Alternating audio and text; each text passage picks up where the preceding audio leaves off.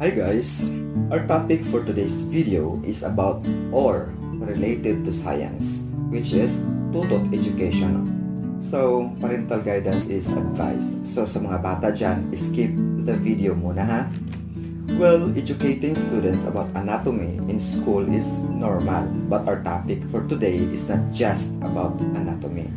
Broad ito or napakalawak nito, related nga lang, di ba? Mga adults lang talaga siya.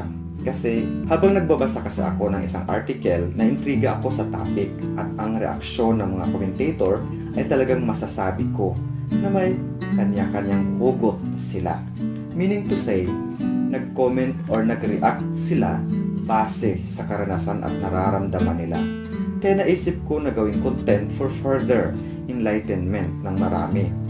Kung anong masasabi nyo guys sa magiging topic natin ngayon.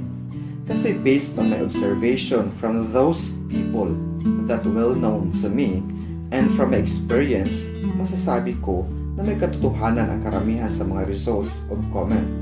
At gusto kong malaman mula sa inyo kung agree ba kayo dito. Kaya mag-comment lang sa baba.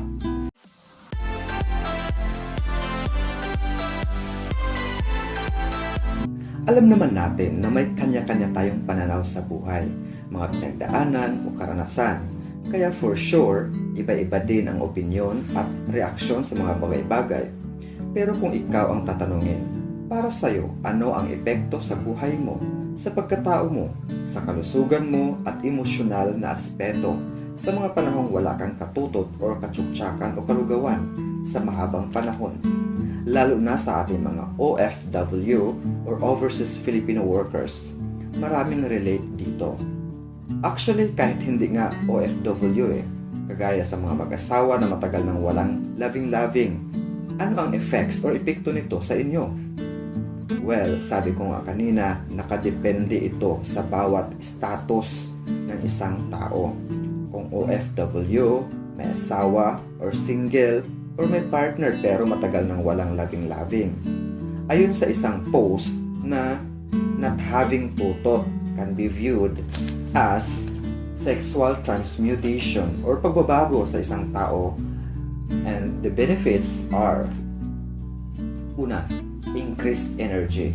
Well, totoo naman, may point kasi nakakapagod nga naman kasi when you do tsuktsakan or tutot, it involves consuming energy and efforts. Next, improve mood. Yes, may posibilidad kasi nga pag nadiligan ng isang tao ay syempre nagiging masayahin, di ba? Maybe masayahin kasi nga ayon, hindi pagod at saka yun nga nadiligan. Increase in motivation. Anong motivation kaya ito? Tungkol saan? Sa kagustuhan ba? Sa desire or anong kagustuhan ba ito? O di ba? Next, boost in confidence and courage. Maybe kasi sabi nga nila, karamihan sa mga single lalong gumaganda o gumagwapo. Chares! Sana all gumagwapo. Next, more willpower. Yes, marami kang magagawa. Next, more focus at mental clarity. Totoo ba ito? Na pag matagal kang walang tutot ay mas focus at mabilis mag-isip? Next, enhance creativity.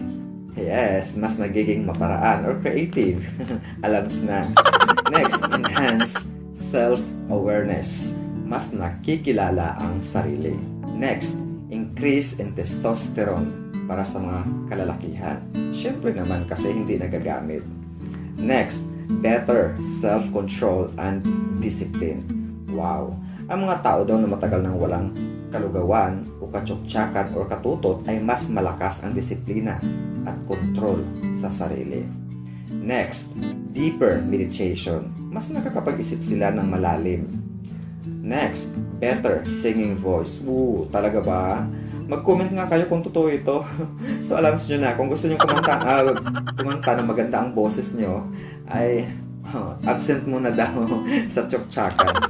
So ito pa, cardiovascular problems comes with elevated stress levels. So, ibig sabihin, ang naging dahilan ng pagkakaroon ng problema sa puso ay dahil sa mas tumataas na level of stress. Kaya, Ang tutot ay nakaka-relieve daw or nakakatanggal ng napakalaking stress at anxiety while also releasing endorphins. Sa mga hindi nakakaalam, ang endorphins ay natural pain reliever to boost your mood. Kaya, pag lagi daw may katutot, ay nagiging masayahin ang isang tao. Sana all. You can say na ang pagsasarili has the same effects. Pero ang pakikipagtutot or skin-to-skin contact give overall better results. Ibig sabihin, mas maganda daw talaga yung may katutot ka kaysa ikaw lang. Lalo na kung mahal mo ang isang tao. Pero paalala daw, ang tsoktsakan or ang tutot is good within the confines of marriage kasi it's a gift from God. On the other hand, tsoktsakan is not good outside the confines of marriage. It's a sin to God. Siyempre, lalo na sa mga maka-Diyos. Well, hindi naman lahat naniniwala dito. Pero, ayun nga, sa mga debate, madalas to premarital sex. Marami talagang disagree, lalo na sa mga maka-Diyos.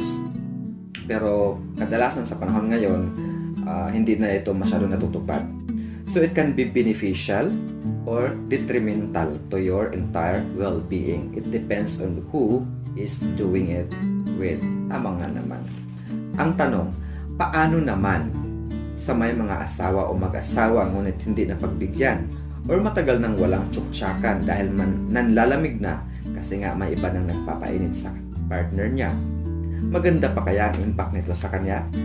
Gaya ng mga naunang statement, malamang hindi nga or hindi na kasi may issue na involved dito. Sabi ko nga kanina, nakadepende ito sa status ng isang tao. So ito na, sa mga mag-asawa or may partner ngunit hindi napagbigyan or matagal nang walang tutot or tsuktsakan, ano ang maaaring mga resulta? Ito yung mga resulta niya.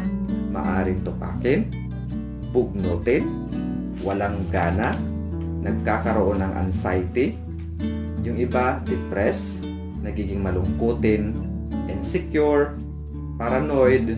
Sa mga hindi nakakaalam kung ano ang paranoid, nagiging mapanduda na kung saan na nakarating ang utak nila or pag-iisip.